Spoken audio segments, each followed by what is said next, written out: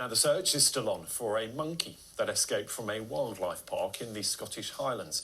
It is a Japanese macaque, and it's been seen a couple of times yesterday. It was actually seen just 300 metres from where it should have been. So there is hope that, well, he's actually finding his way back to the others and maybe returning because he's getting a bit hungry. Volunteers from the Camgore Mountain Rescue Team, they've been using thermal imaging drones to help with the search, so hopefully they will find him soon. Let's talk to Kirsty Graham, who's a researcher at the University of St Andrews, who specialises in primate behaviour. So what's going on here? Is he returning because he's just got a bit fed up wandering around and actually just wants a bit of company and a bit of food? Yeah, it does look like he's starting to move closer to the wildlife park again, last spotted about 300 metres away. It's likely that he's running low on food at the moment. He knows that he can get it from the wildlife park, and he's probably quite lonely because these macaques are really social species. Yeah, and they tend to huddle together as well for warmth. We shouldn't forget it's the end of January in Scotland. They do. So the Japanese macaques, or snow monkeys, are found high in the mountains of Japan in the wild. And so temperatures there drop to around 40 degrees Celsius. So he's probably doing all right on his own in the winter, but they do better in groups. As you say, they can huddle together for warmth. Sometimes they use hot springs to heat up. What would be the advice? We know that some people have spotted the macaque out and about on his adventures. What are the do's and don'ts if you did happen to come across it?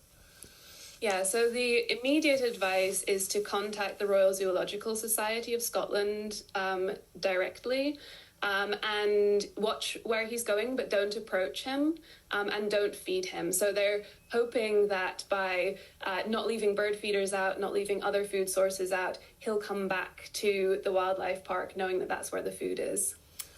How far could potentially he have got had he not wanted to come back? Because they move pretty quickly. They do move quickly, and they tend to range quite far. He's a young male, so he's at that age where he might be looking to join another group of macaques. He won't find any out in the Scottish Highlands, so I don't think he'll wander too far, but they can travel quite long distances. They're pretty smart creatures, though, aren't they? They are incredibly smart, and they're very persistent, too. So, yeah,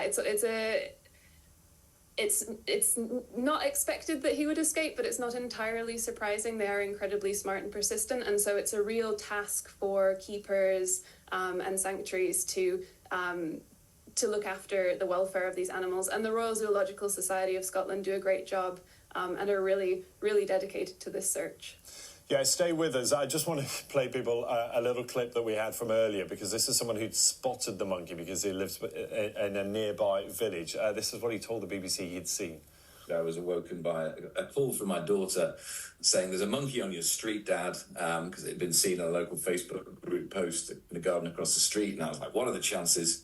Came to my patio window and was indeed shocked to see a monkey going for my nuts. And he was there, feeding on bits that had fallen out, and then eventually kind of got up onto the fence and started to have a real crack at one of them. It's just the incongruity of seeing a Japanese snow monkey in a Scottish garden seems to have captured a few people's imaginations. No one wants a monkey going for their nuts, do they, Kirsty? And that's the point. Look, this has raised awareness. People will probably know more about a macaque than they did at the start of the week. Oh, definitely. I think one of the main things is that people picture monkeys as living in really hot climates all the time. And so learning that there are these Japanese macaques and other more northern primate species that can handle the colder temperatures. Yeah, there's a lot of education happening. Kirsty, thanks for being with us. Kirsty Graham there, researcher at the University of St Andrews.